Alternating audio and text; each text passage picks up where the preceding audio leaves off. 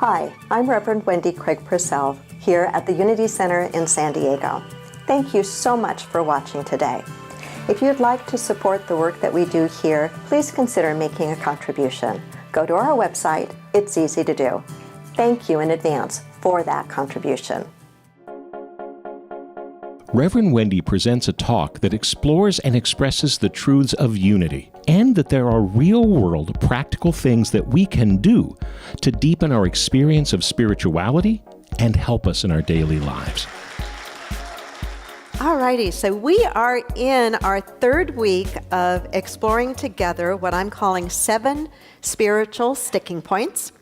And today we're going to look at a spiritual sticking point called the need to get even. The need to get even. Now, you might be sitting here and thinking, well, I don't do that. I don't try to get even. I really try to practice loving kindness and patience, and that's just not who I am.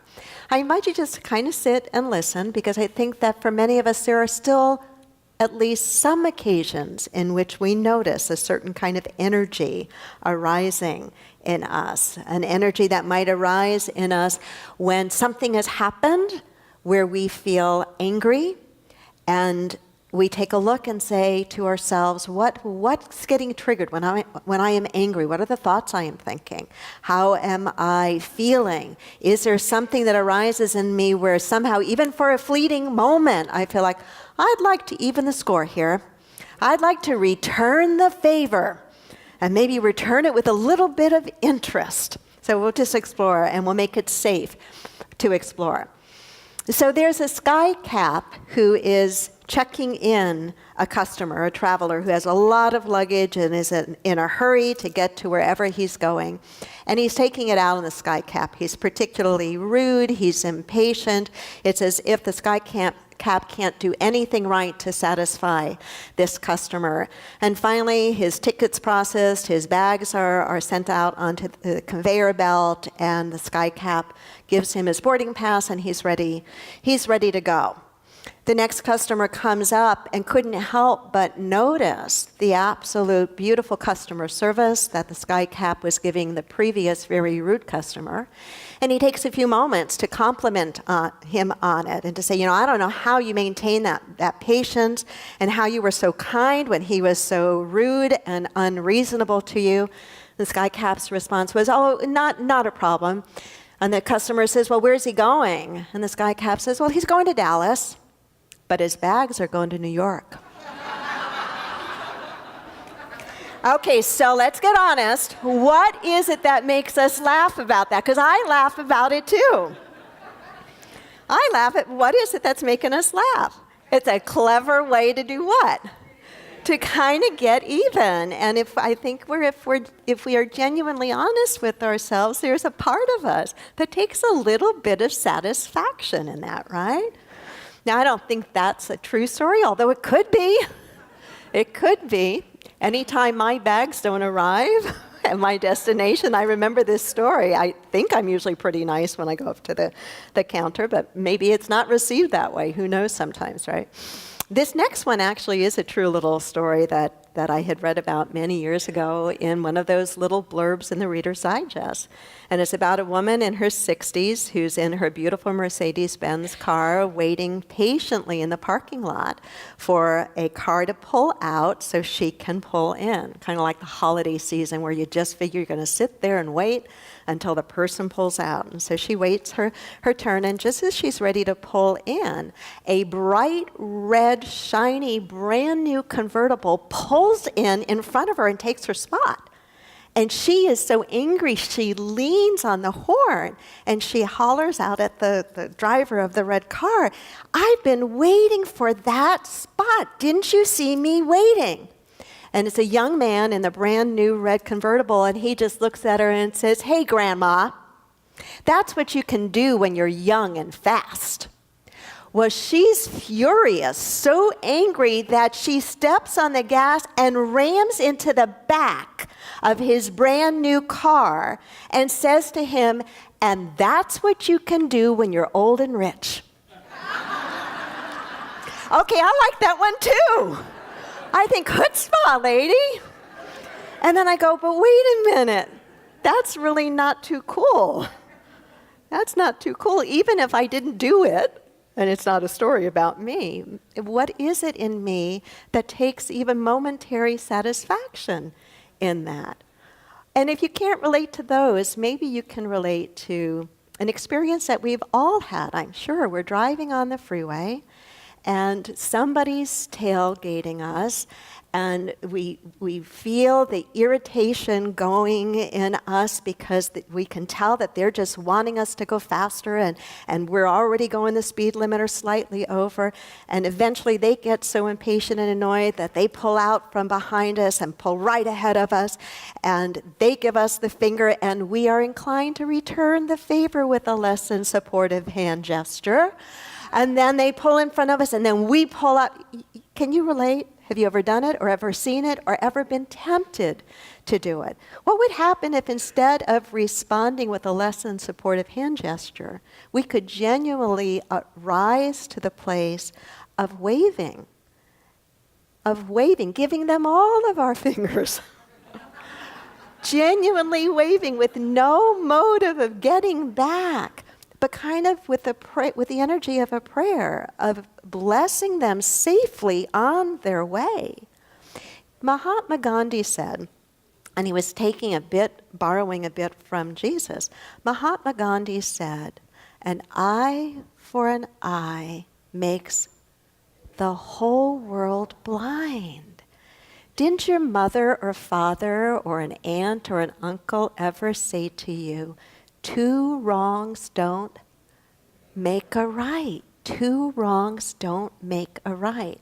When we meet those kinds of things, that offense, that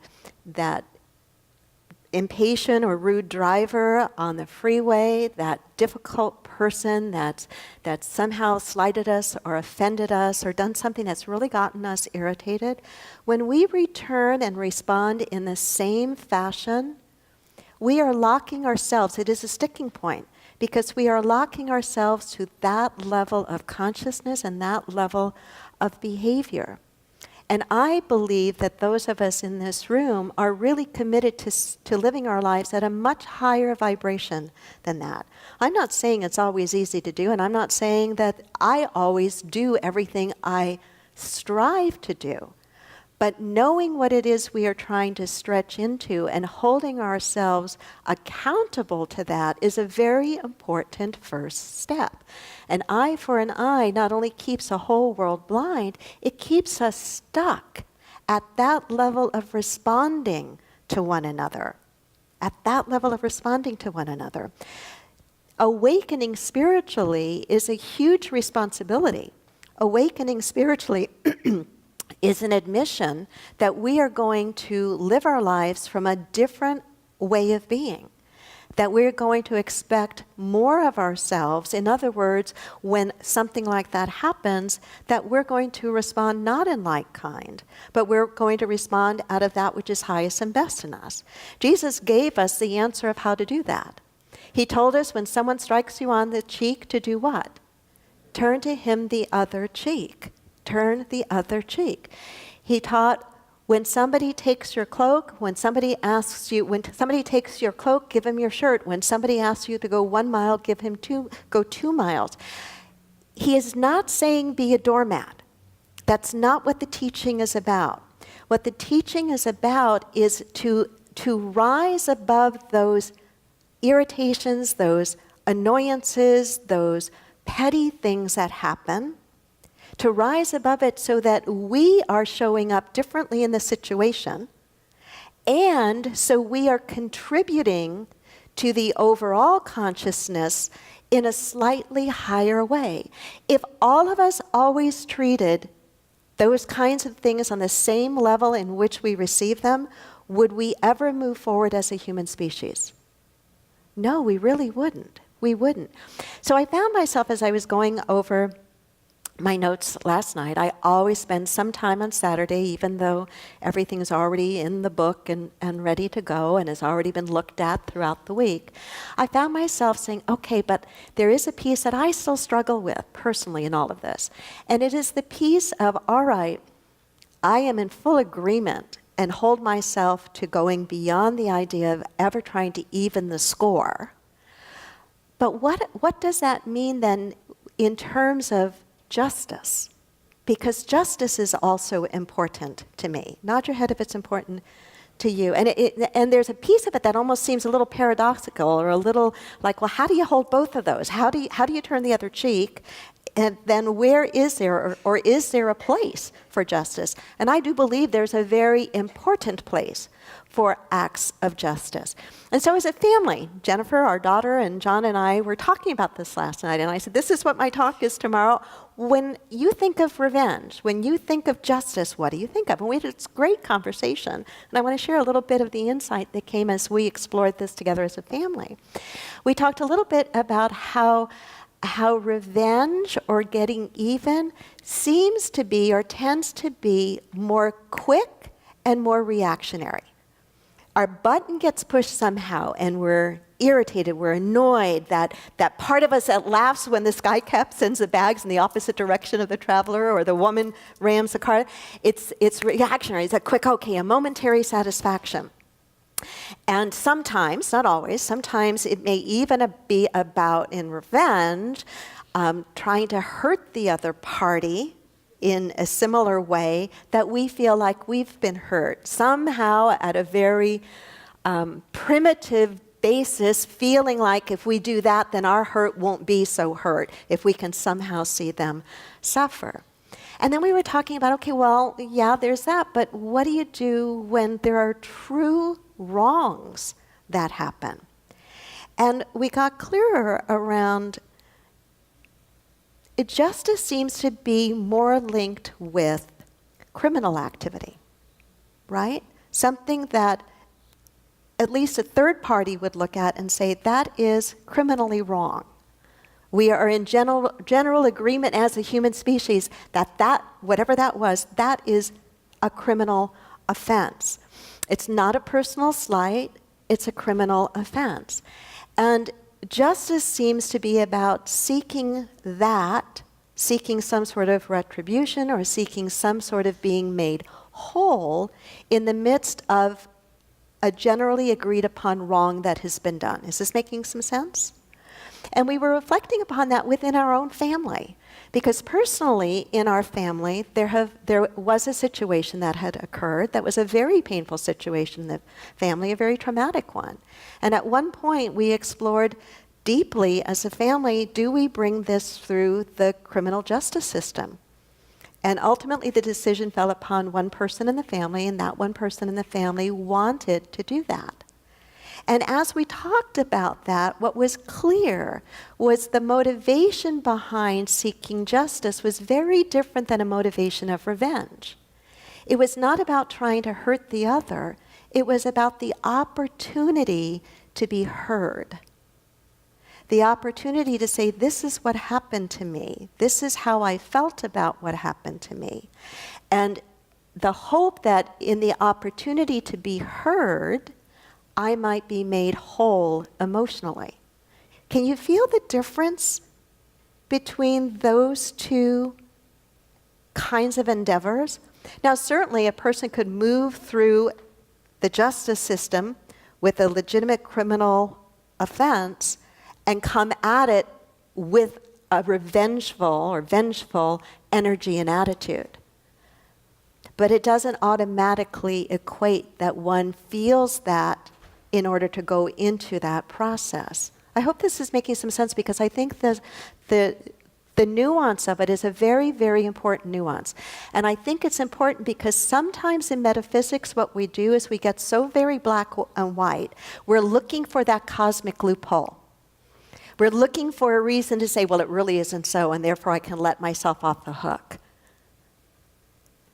Sometimes the need to get even is about revenge, hurting the other because we're hurt, and I think we can all understand that. I mean, I can understand the sky cap wanting to return the favor of rudeness to the angry customer or the rude customer. I can see the woman waiting patiently. I've never hit somebody's car on purpose, but I have had my parking space taken that I patiently waited for, and I can relate to the frustration and that momentary, I think it's the reptilian brain saying, I want to even the score here. So sometimes it can be about that.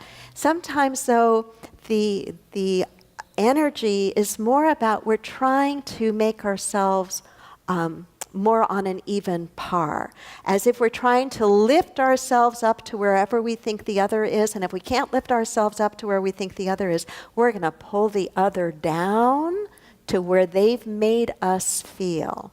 A little bit like I remember the illustration years ago of somebody telling me how in Maine, in northern Maine, when they're crab season, they're harvesting crabs or getting them from the ocean. They'll put them in a basket, a big tall basket, and they'll have a lid on the basket until they are able to put the second crab that they catch in the basket. For the first crab, they need the lid because the first crab will do what?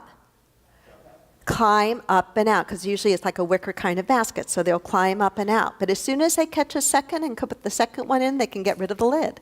You know why? Because as soon as one climbs up the side, the other will pull it right back down. I've never forgotten that illustration because I think in some ways it's a little bit like what we sometimes do to each other. Well, if I can't have it, I'm going to make sure you can't have it either. Whatever it may be. Whatever it may be. Marcus Aurelius said, the best revenge is to be unlike him who performed the injury. Confucius said, let me make sure I find it because it's a good quote. Before you embark on a journey of revenge, dig 2 graves. Yeah, you have to take that one in for a moment. Before you embark on a journey of revenge or getting even, dig 2 graves. So what's the answer? I think the answer is a simple answer. I think the answer is contained in Jesus' teachings. The answer is not to return in like manner, but to rise above. We teach in metaphysics, we believe in metaphysics, that what we put out does come back to us.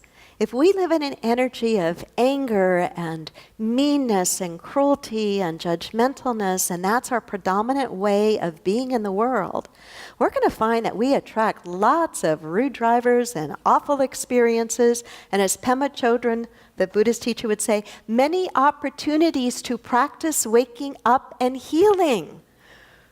It's not that there are so many difficult people in the world, it's that we attract them and we seem to draw them to us if we are operating at the same level, so that we have the opportunity, if we will pay attention to it, to open our hearts up and rise above and heal. Jesus said, turn the other cheek. What happens when we do that? What happens when I turn the other cheek? I see from a different point of view. I see from a different point of view. That is so key to so much of what we emphasize in metaphysics, is it not? It is to look out upon life with and through different eyes. To not be tricked by the surface level or the appearance level of what we see, but to see beyond. To see beyond. That takes some practice, I think.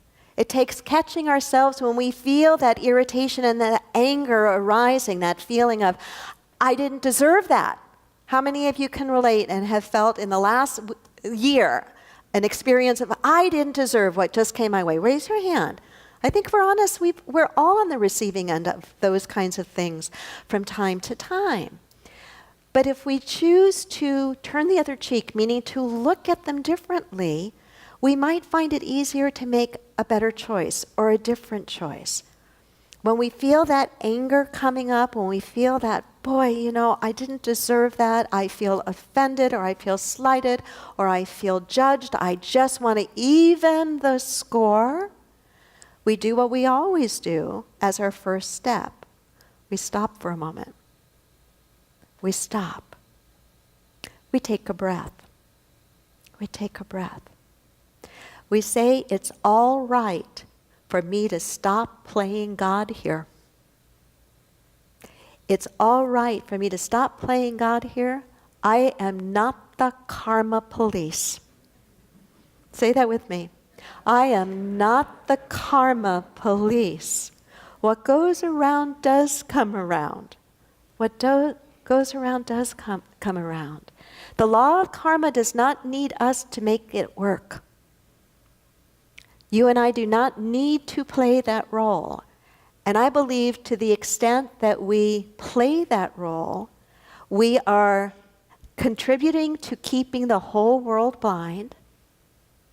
And to the extent that we play that role, we are punishing ourselves. We are keeping ourselves stuck. We unstick ourselves by rising above. So the next time that rude driver passes us, what if we don't give the angry stare? What if we don't swear under our breath? But what if instead we turn it into a prayer moment? We turn it into a prayer moment and genuinely bless the person on their way. Do we really know what's causing them to act the way they're acting? There's one right answer. No, we really don't know. We really don't know. Maybe they're racing to the hospital for some reason. Sometimes I feel a lot of people must be racing to the hospital. Maybe they just got the very worst news and they just don't know how to deal with it. And I just pray to God that they get wherever they're going in one piece and that I don't see them a mile down the road, either pulled over getting a ticket, or that I don't see them a mile down the road having hit another car. If we believe in the power of prayer, if we believe that our thoughts and the way we show up in the world matters, then why would we allow ourselves to show up any less than the kind of way I'm describing? So is it simple? Yeah, it's a very simple thing to do. It's a very simple thing to describe. It's not necessarily a very easy thing to do all of the time. So let me close. The energy spent trying to get revenge or in any way even the score or go tit for tat can truly be better spent by you creating your own best amazing life. Forget about them. Remember you in the process. Namaste. Thank you. Thank you. All righty. Here, I'll share, first service I always do readings because the whole flow of the service is different. I'll share one that got a lot of chuckles. A paper cut, a tree's final moment of revenge. Isn't that adorable? I love that. Paper cut, a tree's final moment of revenge. The Unity Center, spiritually progressive, socially responsive, radically inclusive. We have services on Sundays at 9 and 11. Many people enjoy Reverend Wendy's talks and meditations and aren't able to attend the Unity Center in person. If you're part of our extended family from around the world and would like to help support the Unity Center, please go to our website or download our free app, which offers even more ways to connect with the Unity Center. Namaste.